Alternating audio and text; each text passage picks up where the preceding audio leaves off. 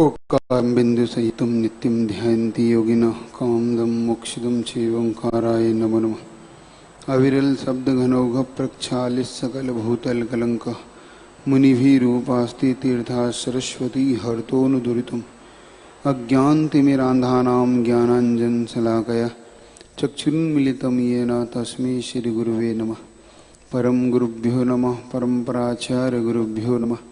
सकल कलश विध्वंसकम शेषां परिवर्धकम धर्म संबंधकम भव्य जीवमन प्रतिबोधकारकमिदं शास्त्रम श्री इष्टोपदेश नामधेम अस्य मूल ग्रंथकर्तारा श्री सर्वज्ञ देवा तदुत्तर ग्रंथकर्तारा श्री गणधर देवा प्रतिगणधर देवा तेषां वचो न सारमासाद श्रीमदाचार्य प्रवर श्री पूज्यपाद देवेर्विरचितं मंगलम भगवान वीरो मंगलम गौतमो गणि मंगलम कुंदकुंदाद्यो जैन धर्मोस्तु मंगलम सर्वमंगल मांगल्यम सर्वकल्याणकारकम प्रधानम सर्वधर्माणां जैनम जयतु शासनम कोटिशतं द्वादशैव कोट्यो लक्षाणि चित्रदिकानि चैव पंचाशदष्टौ च सहस्रसंख्यामे चित्ततं पंचपदं नमामि।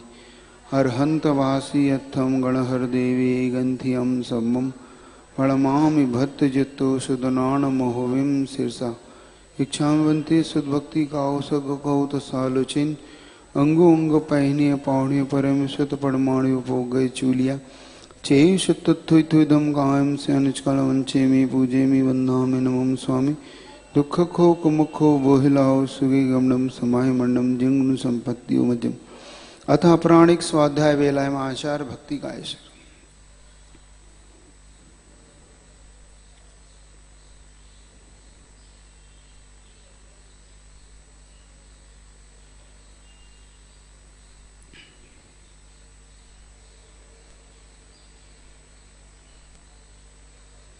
सृज्जलदीपहारिकेभ्यः स्वपरमति विभावनाः पटुमतिभ्यः सुचरित तपोनिधिभ्यो नमो गुरुभ्यो गुणगुरुभ्यः।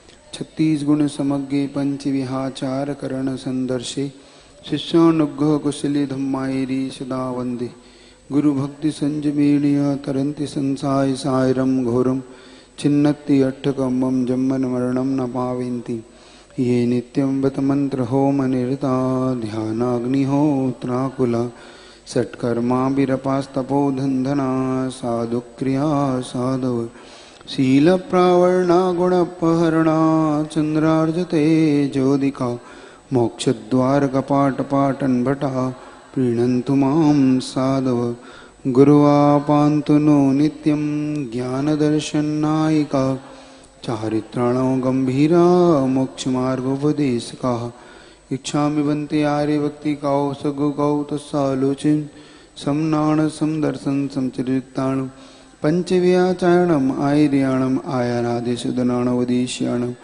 उज्जयणम तिर्गुणपालर्याणम सौसौणम स्याणचकालवंचेमि पूजेमि वन्दामि नमं स्वामी दुःखखो कुमुखो बोहिलाओ सुगैगमनम समाहिमर्णम जिनगुण संपत्ति हो मध्यम यस्य स्वभयं स्वभावाप्ति रभावे कृष्ण कर्मणा तस्मै संज्ञानरूपाय नमोस्तु परमात्मने। चलिए पुनः आज इस इष्टोपदेश में कल अपन ने 16 नंबर की गाथा में ये समझा कि त्यागना श्रेष्ठ है उस धन की अभिलाषा को जो दान के लिए पाप कार्य करके कमाई जाती है। हम अगर दान के हेतु या धर्म कार्य के हेतु अगर वो धन कमाना चाहते हैं कि मैं बाद में बहुत बड़ा दान करूं, तो श्रेष्ठ है आप ऐसा न करके अगर आप ऐसा करते हैं तो क्या आपत्ति आती है। तो बता रहे हैं कि वो ऐसा ही है जैसे पहले कीचड़ में लथपथ हो जाओ, बाद में मैं स्नान करूंगा, इस प्रकार का भाव रखना। तब पुनः शिष्य पूछता है कि अगर ऐसा है त्याग करना धन कमाना इत्यादि से पाप का जब बंध होता है तो धन कमाने में यदि ज्यादातर पाप होता है, दुख का कारण धन निंद है, तो धन के बिना भोग उपभोग की जो सामग्री भी तो नहीं मिलती। बिना धन के ये सब आवश्यकताओं की पूर्ति भी नहीं होती। इसलिए आपको धन को निंद नहीं मान के प्रशंसनीय मानना चाहिए। तब बताते हैं कि यह बात ऐसी नहीं है जैसा आप समझ रहे हो। पुण्य का कारण होने से धन प्रशंसनीय, या तुमने कहा, लेकिन उसके लिए धन कमाना और पुण्य से धन का आना, पुण्य कमाने के लिए धन कमाना और पुण्य से धन आना, दोनों में बड़ी विशेषता अलग अलग है। और भोग उपभोग के साधन के लिए धन कमाना ये अलग कार्य है। तब आचार्य महाराज पुनः शिष्य को संबोधित करते हुए कहते हैं कि तुम्हें इस प्रकार का विचार त्यागना चाहिए। शिष्य पूछता क्यों त्यागना चाहिए, तो उसका उत्तर अब वो आचार्य महाराज देते। गाथा नंबर 17 निकाले और से शुरू करते। आरंभे तापकान प्राप्ता व तृप्ति प्रतिपादकान अन्ते सुदस्तजान कामान अन्ते सुदस, सुए ना सुदुस, अब सुदुष पढ़ो और त्यजान, तो 10 तक पढ़ो। सुदुस त्यजान अन्ते सुदुस्तजान कामान कामम का सेवते सुधी। अब आरंभे, आरंभ का होता प्रारंभ, प्रारंभ तापकान, संताप को देने वाला है। क्या? प्राप्तो अतृप्ति प्रतिपादकान, प्राप्त होने वाला जो धन इत्यादि है वो कभी हमें तृप्ति नहीं देता। उसकी प्राप्ति के लिए हम कितना दुख उठाते हैं, संताप क्लेश को उठाकर हम इस धन को कमाते हैं, इस धन को एकत्रित करते हैं। लेकिन यह धन ऐसे ही नहीं आ जाता। लोगों के जीवन में यह धन पुण्यवान, बहुत पुण्यवान, उनको छोड़कर शेष को देखें तो आप देखो कितनी वो मेहनत करते हैं धन को कमाने के लिए, कितनी कितनी युक्तियां, कितनी कितनी मेहनत, दिन रात सोना नहीं, दिन रात उसी की चिंता में लगे रहते। तो आचार्य प्रविष्टि कह रहे हैं आरंभे संताप, तापकान मतलब जब इसको कमाने के लिए जाता है यह जीव, तब संताप यानी संक्लेश उठाता रहता है, दुखों को उठाता रहता है। प्राप्त, और अगर वो धन प्राप्त हो भी जाए, अतृप्ति प्रतिपादकान, फिर भी उसकी तृप्ति नहीं होती। मान लो मिल भी जाए, मिल जाए तो अतृप्त रहता है। अरे ये तो कम है, मैं ऐसा और कर लेता तो ऐसा हो जाता। आता है आपके मन में, आता है ना, कि मैंने समझ नहीं पाया, मेरा ये काम और हो जाता और मैं इससे ज्यादा कर लेता तो अच्छा रहता। तो वो तृष्णावान है। दाम बिना निर्धन दुखी, तृष्णावश धनवान, कहूं न सुख संसार में, सबदग देखियो छान। मतलब सारी छन्ने फट गए, छान छान के देख लिया। छान मतलब ढूंढना, और एक छानना मतलब आपके यहाँ बिनना छानना, आप पानी छानना, गेहूं छानना है ना, तो एक वो छानना और एक वो छानना, मतलब जहां ढूंढना। तो सब दूर देख लिया कि एक तो पहले तो धन के बिना निर्धन दुखी है, और जिन जो धनवान है वो तृष्णा के कारण दुखी है, उन्हें और चाहिए और चाहिए। इसलिए कहीं ना सुख संसार में, इसलिए सुख कहीं नहीं है। हमने सब देख लिया, छानबीन कर ली, इसलिए तीर्थंकर छोड़ छोड़ के अपन सबको चले गए। और जो महापुरुष थे वो सब अपन सबको इसलिए छोड़ गए कि भैया ये तो कभी तृप्ति नहीं होने वाली है। इसी को आचार्य महाराज ने इस गाथा के अंदर बांधा है कि पहले तो कमाई, इसको धन की प्राप्ति में संक्लेश उठाता है ये जीव, और जब प्राप्त कर लेता है तो और की तृष्णा से पुनः दुखी होता है कि मुझे तो और हो जाएगा, मुझे अब जो पहले पैदल थे उस साइकिल की इच्छा करते हैं, कम से कम एक साइकिल तो है भगवान, साइकिल हो जाए। साइकिल आ जाती है तो कहते नहीं टू व्हीलर तो बड़ी चाहिए भैया। अब टू व्हीलर आ जाती है तो फोर व्हीलर की इच्छा करने लग जाते हैं। फोर व्हीलर आ जाती है तो और बड़ी गाड़ी की इच्छा करने लगती है। वह गाड़ी आ जाती है तो कहता अब हवाई जहाज हो, एक हेलीकॉप्टर घर में हो तो ठीक रहेगा। अब इतनी बड़ी पोजीशन पे आ गए। अब पहले धीरूभाई अंबानी के पिताजी, धीरूभाई स्वयं अंबानी स्वयं गाड़ियों में पेट्रोल भरा करते थे। अब स्वयं पेट्रोल बेचने लगे, फिर स्वयं बड़े बड़े, फिर भी तृप्ति नहीं है उनकी भी, किसी की तृप्ति नहीं है। सोचो जिनका घर 9,000 करोड़ का बना हो, 9,000 करोड़ मतलब 9 अरब से खरब से ऊपर हो गए ना, इतना जिनका बना वो भी तृप्त नहीं है उससे कि नहीं अभी ये कम बना है, अभी थोड़ा सा और अच्छा बन सकता था। तो लगता है कि अपन कुटिया वाले ठीक हो, दो जिनके 2-5 लाख का घर है वो ठीक है, जो 9,000 करोड़ के घर से संतुष्ट नहीं है। घर है इतना बड़ा उसका, जिसपे कई हेलीकॉप्टर उतर सकते हैं, कई स्विमिंग पूल है, कई 1000 गाड़ियों के लिए वहां पार्किंग है, और नौकर उस पूरे घर की फिर भी झाड़ू नहीं लगा पाते, उसकी धूल साफ नहीं कर पाते। एक नौकर मतलब हजारों नौकर मिलके भी उसकी प्रतिदिन नई कमरे छूट ही जाते उसमें से कुछ ना कुछ। इतने बड़े घर में भी फिर भी सामने वाला तृप्त नहीं है। तो जब वो तृप्त नहीं है फिर भी वो लगते हैं अब मेरा कंपटीशन उनसे है, मेरा कंपटीशन। इसीलिए आचार्य महाराज कहते हैं पहले तो कमाना मुश्किल था, जब पेट्रोल भरते थे तब ऐसा लगता भाई छोटा मोटा कोई घर हो जाए अपना, बढ़िया हो जाए जीवन। लेकिन पुनः जब बड़ा ये घर हो गया तो नहीं ये थोड़ा छोटा है, बड़ा हो तो अच्छा रहे। ऐसे ही होता है जीवन। अतृप्ति प्रतिपादकान, उसकी इसमें अतृप्ति रह जाती है, तो पुनः उस तृप्ति को बढ़ाने के लिए, पूर्ण करने के लिए फिर नई तृप्ति पैदा करता है। अंते, और जब वो बाद में छूटता है, पहले तो बड़ी मुश्किल से आया, फिर उससे तृप्ति नहीं हुई तो पुनः और उसके और चाहा, फिर जब ये अंत में छूटने लगा, अंते सुदात कामान, कौन ऐसा बुद्धिमान होगा कि इनको इस प्रकार से इसको देखकर पुनः इन्हें चाहेगा, इनकी सेवन करेगा, इनको उपयोग करेगा।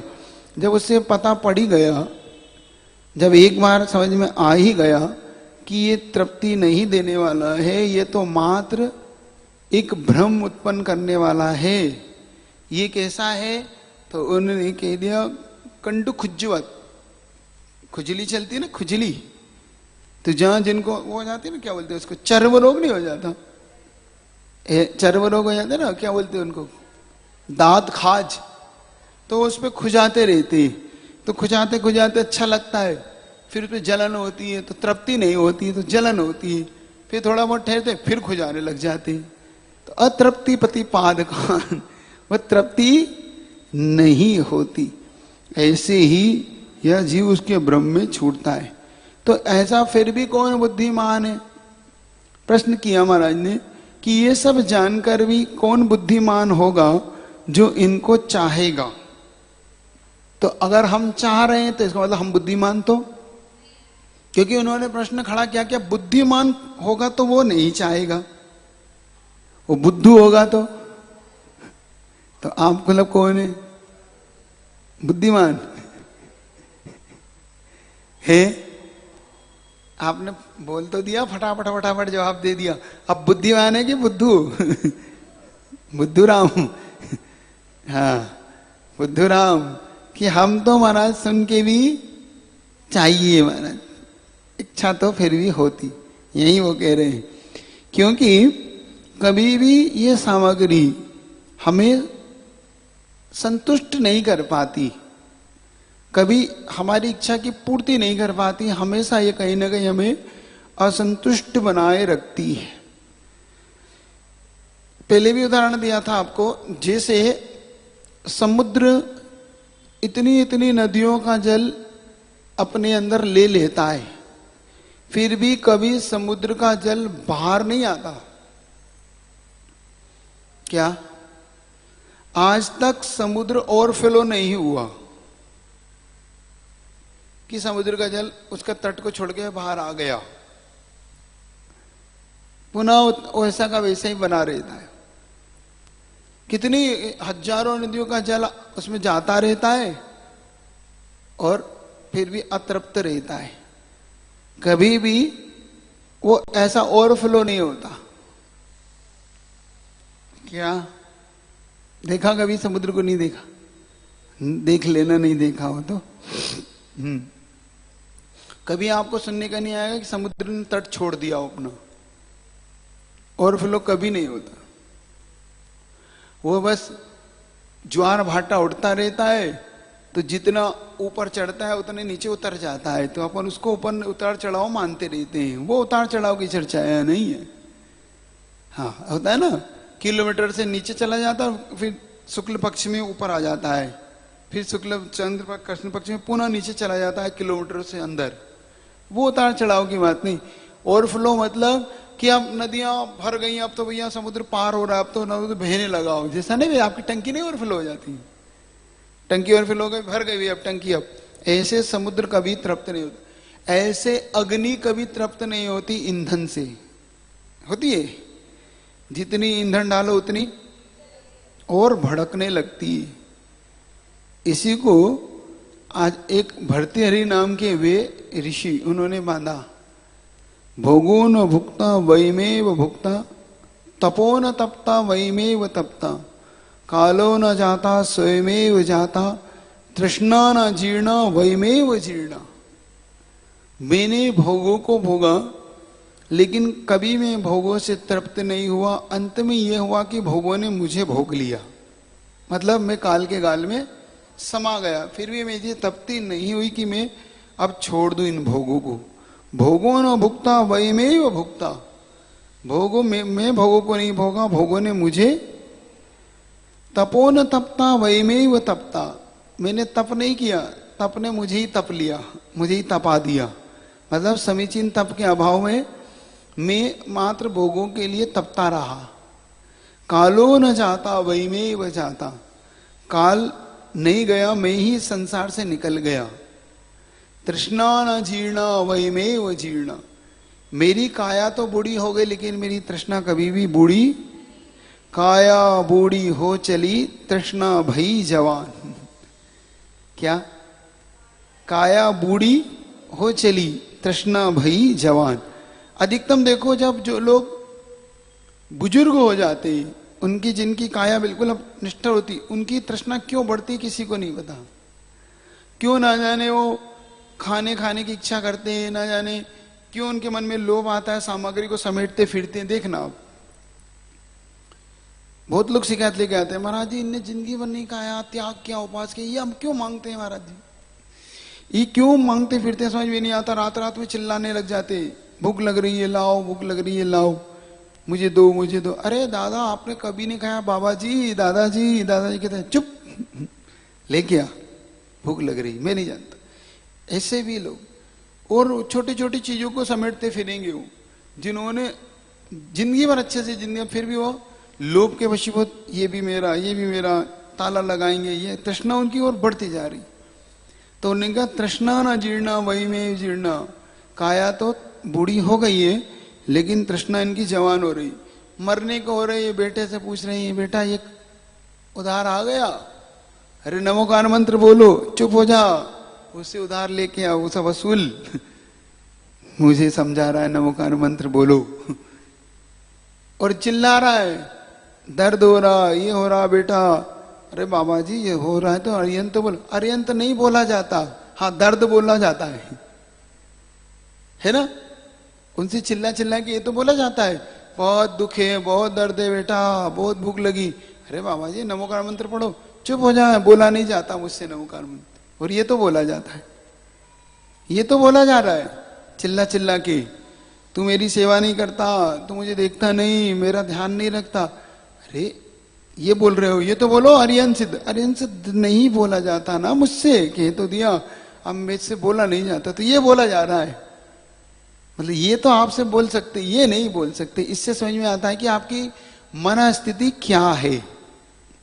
यही आचार्य महाराज कह रहे हैं कि ये भोगों को कोई भी इनसे कभी भी संतुष्ट नहीं हो पाया, और फिर भी अगर सुधी जन, इसको विद्वान जन, ज्ञानी जन इस वस्तु के प्रति फिर भी अपना लोभ प्रकट करते हैं, तब समझ में आता है कि ये ज्ञानी नहीं अज्ञानी जन हैं, ये मूर्ख लोग हैं, ये मूढ़ लोग हैं, है ना, बुद्धिमान नहीं है, बुद्धू लोग हैं।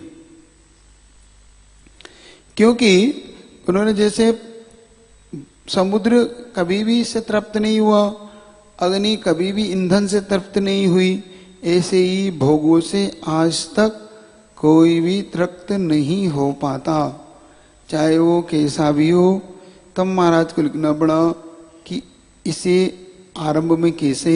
जब शिष्य ने प्रश्न किया तब शिष्य को संबोधित करते हुए महाराज कहते हैं, आरंभ इनको प्राप्ति में जो कष्ट उठाता है यह जीव, कितने बड़े बड़े कष्ट उठाता है। देखो आप दिन भर सठ कर्मों में लगा रहता है, मेहनत करता रहता है, दिन रात ठंड गर्मी बिना देखे, धूप में बिना देखे खड़ा रहता है कि नहीं। लाइट भी चली जाए और ग्राहक हो तो उसे कोई गर्मी नहीं लगती, लेकिन यहां बैठ जाए मंदिर में तो चलता रहता है, ऐसे ऐसे होता रहता है, पुस्तक ऐसे ऐसे करते रहते।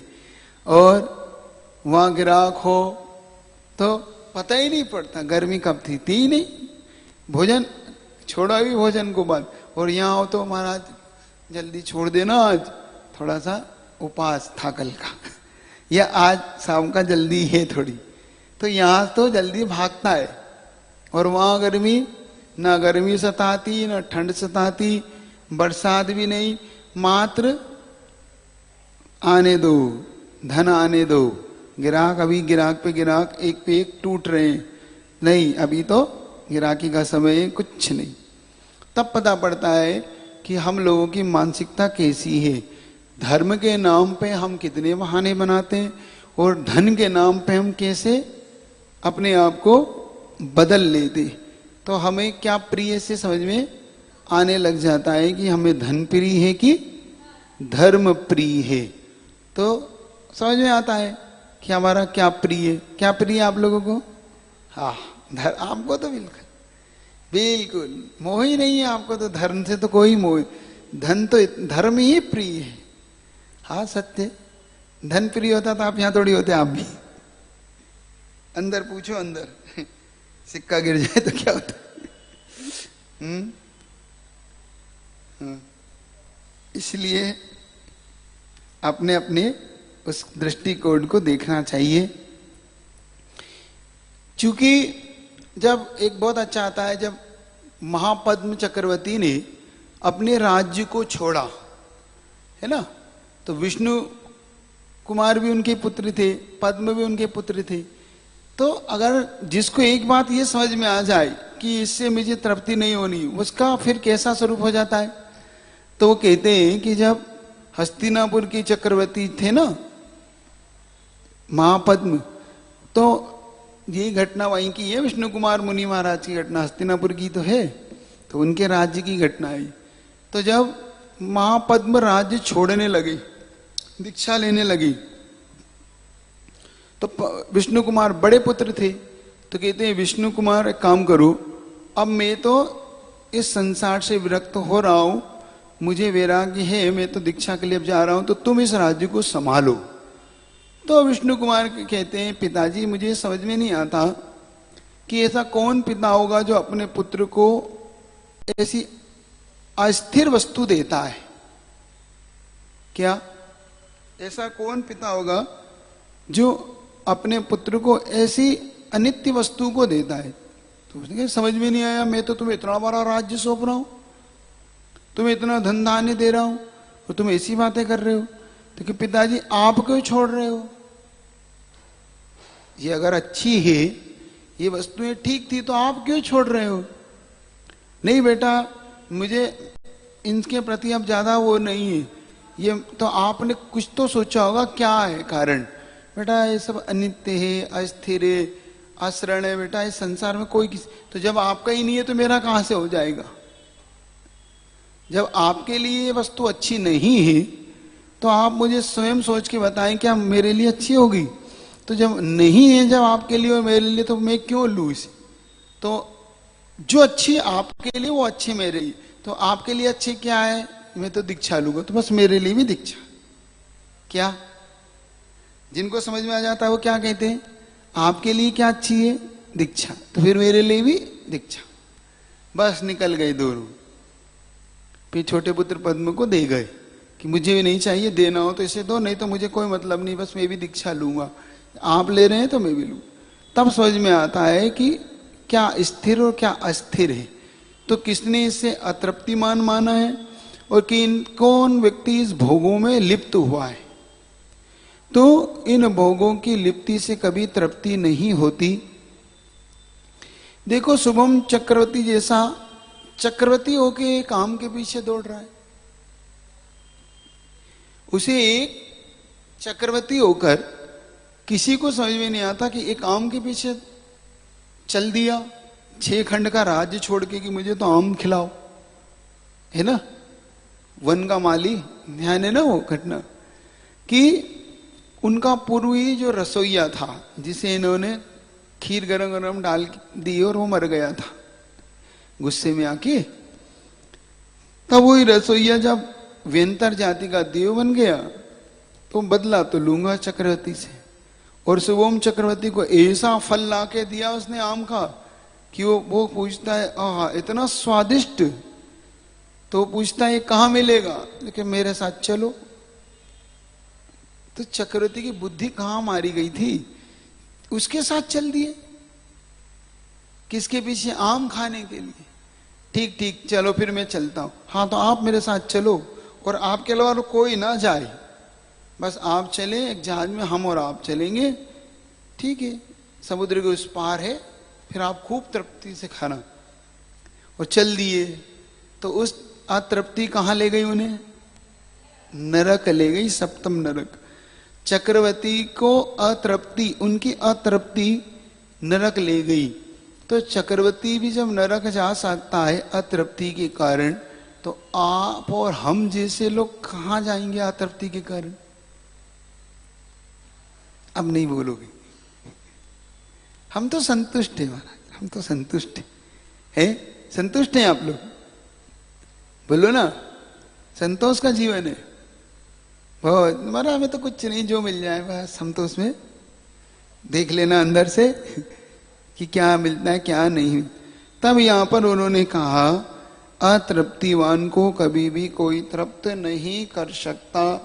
अगर उससे तृप्ति करना है तो आपको कम से कम एक बार इससे ऊपर उठ के उस तृप्ति कहां होती है उसके विषय में सोचना चाहिए।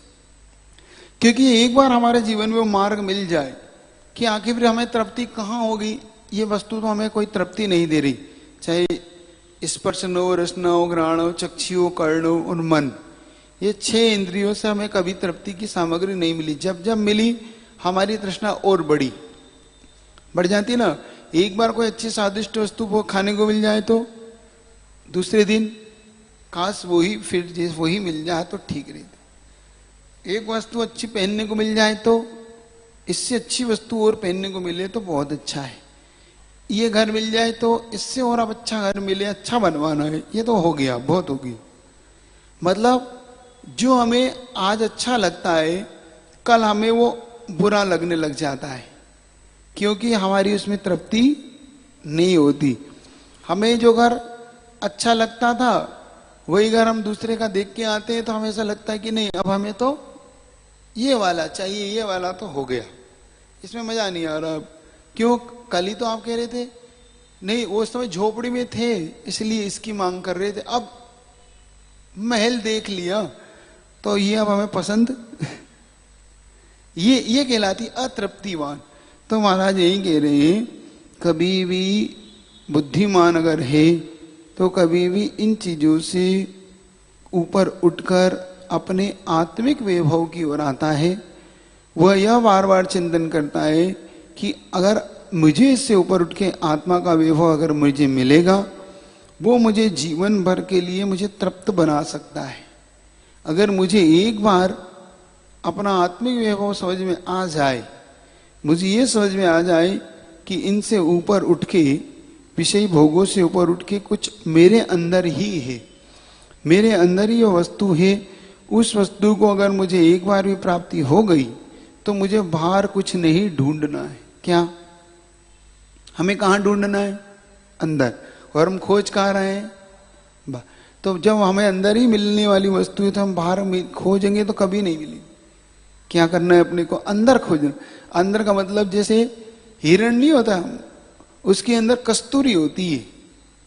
क्या वो कस्तूरी होती है तो उसकी गंध इतनी फैलती है तो वो ढूंढता है पूरे पूरे उसमें पूरे जंगल जंगल ढूंढ रहा है वो, और जहां जा रहा है वहां खुशबू आ रही है, जहां जा रहा है वो कस्तूरी मृग के नाम से प्रसिद्ध होता है वो कस्तूरी मृग। और वो ढूंढता रहता है, उसकी गंध आती रहती है, उसे ये नहीं पता कि मेरी नाभि से ही निकल रही है गंध। ढूंढ रहा है और अंत में प्राण निकल जाते हैं उसके प्राण निकल जाते, छटपटा जाता है वो, क्योंकि वो गंध तो जहां जाएगा वहीं गंध आएगी उसको। और वो कह रहे ये गंध कहां से आ रही, ये गंध कहां से आ रही? तो झाड़ियों में कहीं कहीं कहीं कहीं ढूंढ रहा है, घूम रहा है, लेकिन अंत में वो ढूंढ नहीं पाता, स्वयं ही उस गंध से मर जाता।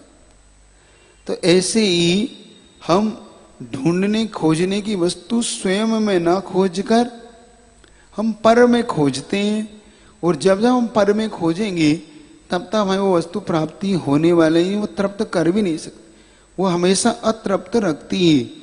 इसी प्रकार आचार्य महाराज की इसकी हिंदी देखो तो आपको समझ में आएगा कि क्या है। प्राप्त नहीं हो जब तक तब तक महाताप कर काम सभी, किंतु प्राप्त हो जाने पर तो कभी तृप्ति का नाम नहीं। अंत अंत में तो क्या कहना, जिनका तजना सरल नहीं, सुधीर रचे फिर काम भोग में, जिनका मन हो तरल कहीं। अब वो कह रहे हैं आचार्य महाराज की हिंदी, प्राप्त नहीं है जब तब तक महाताप कर काम सभी।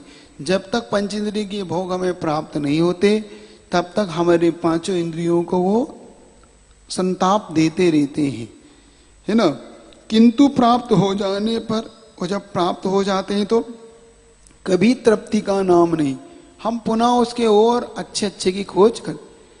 अंत अंत में तो क्या कहना, और जब इनका अंत होने लगता है विषय भोगों का, जिनका तजना सरल नहीं, उनको अगर छोड़ने का कहा जाए तो नहीं छूटता, हम नहीं छोड़।